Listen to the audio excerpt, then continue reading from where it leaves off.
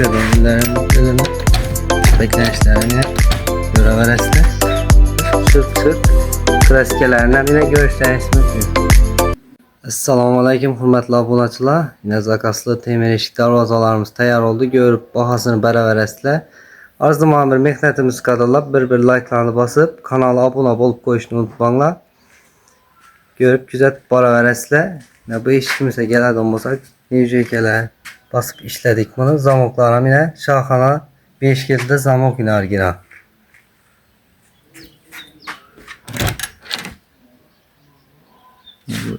Zamok çaylarını görüşünüz mümkün yine. Şöyle illerin dilini beklenişlerim yine göre verəslə. Yazaz onlara üstü aşağı 40 yıldır. Bu eşkimizde narxına gələ donbosak 1.100.000 so'mga ishlab turadik. 1 millionni ishlab beramiz buni. Materiallarim kalın materialdan işlengen eng full.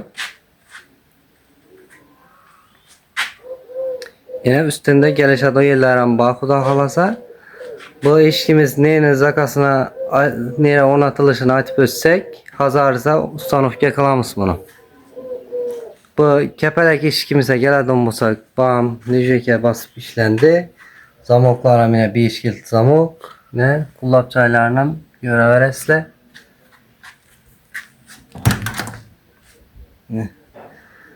Arkalarım yine özünün seviyetinde bolayıp işlendiğinden şurup çaylarım beklendi.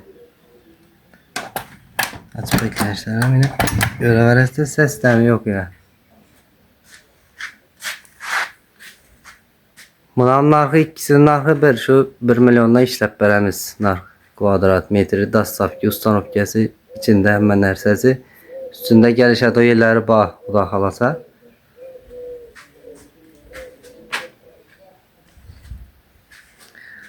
Bu eşik kepelek eşikimizni ustanovka qiladigan yerimiz Xanqa tumanida ustanovka qilamiz bunu.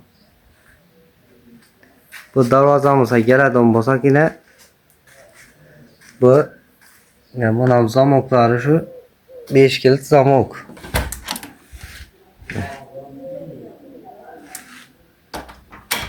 Açık beklenişlerini göre verəslə şırk klasikələrindən yine görüşləriniz mümkün. Çok yoluyup işlendi. Kullapçalarından yine göre verəslə. Bu eşkimize gələn olsak yine ikisi bir yere ustanovka kılınadan. Bunlar Karakalpakstan Respublikası Biruni tümenine ornatamız buna.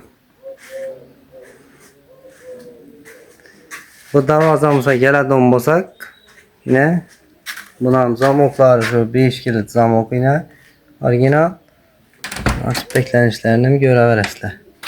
Açık beklenişler. Çok iyi kolucu. Yine.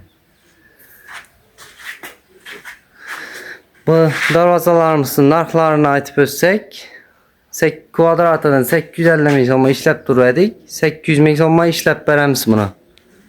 Dastavka, ustanovkasi, hamma narsasi içinde şunun.